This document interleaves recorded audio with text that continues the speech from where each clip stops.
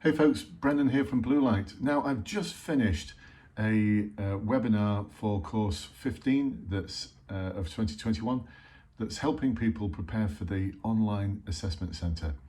And this particular webinar was awesome. Oh my goodness, some really good learning, and the delegates who are on this course are putting in 120%. They're taking uncomfortable and imperfect action. Why do I call it uncomfortable and imperfect action? Because they were practicing the interview questions that they didn't want to be asked. They were practicing the ones that they were really struggling with.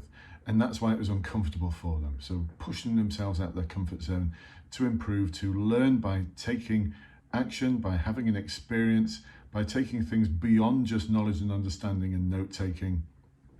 Like I said, the results were awesome. A couple of things that came out of this though that I'd like to share with you and to help you on your journey, whether it's for the online assessment centre or you're preparing for a final interview, or you're already in the police and you are preparing for an interview or a board or whatever it might be for promotion, specialist interviews or transferring. So one of the things that happened, because some of the individuals were so good at practicing and preparing, they overran. So for the online assessment centre, you've got 5 minutes, and I always say that for an interview question, it should be around 4 or 5 minutes long anyway. Your answer should be about 4 or 5 minutes long. And so some of the individuals just completely overran. Their answers would have been about 7 or 8 minutes long. So one of the things we've got to do is condense our answers to make sure that we are only including things that are going to add value in terms of hitting the behaviours within the competency and values framework. And I help people out with this by actually giving them the sort of behaviours which each one of the competencies and values covers. There's a bit of a free gift for you here. This is the value of public service. There you go. You can just sort of press pause, can't you, and just take a look at that. But these will be how the marking guide will be made up, because it's the behaviours from that particular value. So we're going to make sure that everything that's in there is adding value to those behaviours that they're looking for.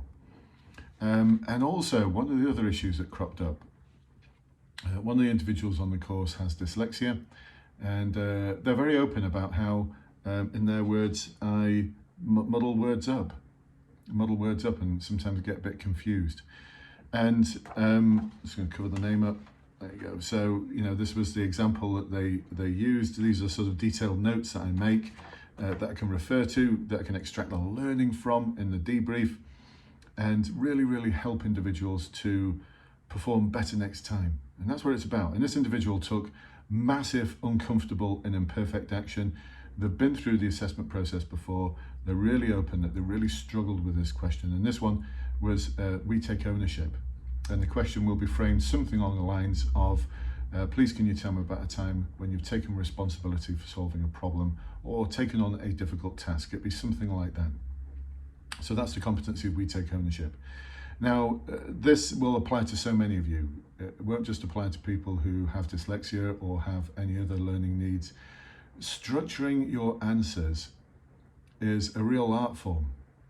So what I've suggested with this individual is they go away and they use my structured approach, which is SALCU, and I provide everyone with a really detailed breakdown of what each one of those elements should involve. SALCU is a structured approach for answering competency and value-based type questions that start off with, can you tell me about the time when?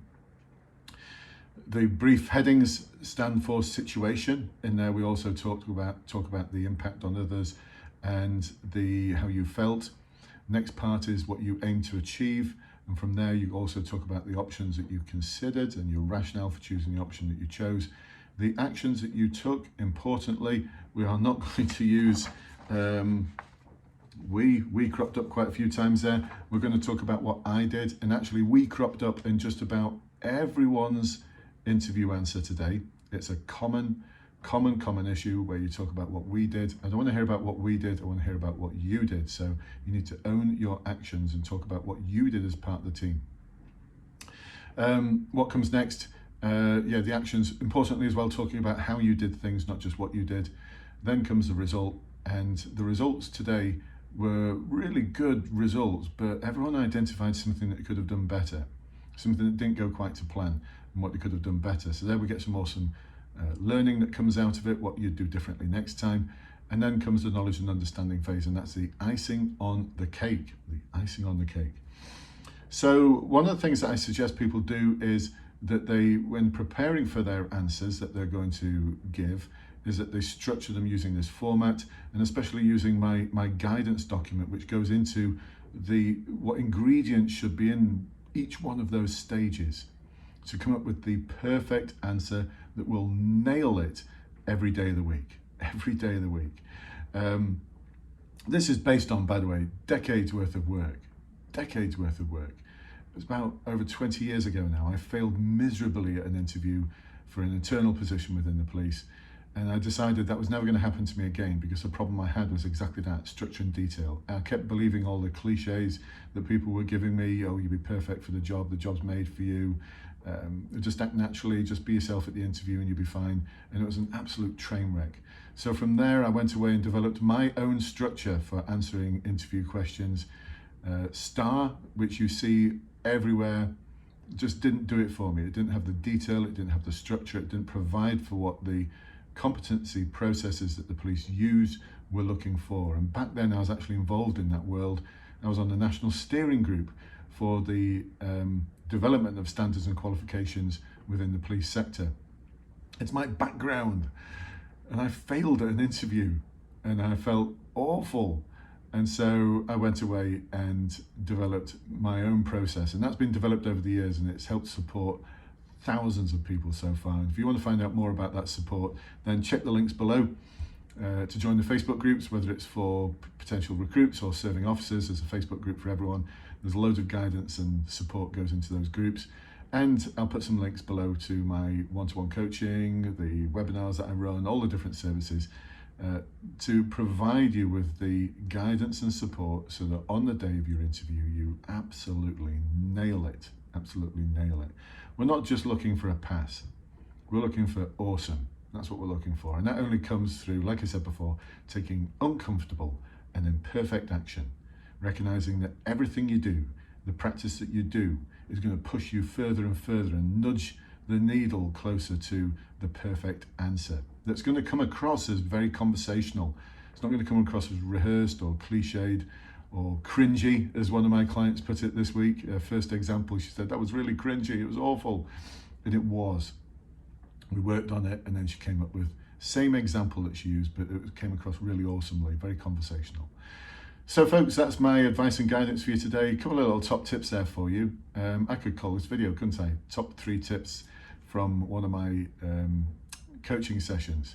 That was about 3, wasn't it? Anyway, I hope it works for you. I hope it helps you. And if you want to find out more, come and join us. Come and join us. Take that action. Get involved in the journey, whether you're a serving officer or you're going for recruitment at this moment in time. You're going into the best job in the world, by the way. And if you are in the best job in the world, which is being a police officer, then severely, I love you for what you do. You're amazing. Keep doing what you're doing. But remember, take care of your own career as well. Take care of your own career. And I'll speak to you very soon. Bye-bye for now.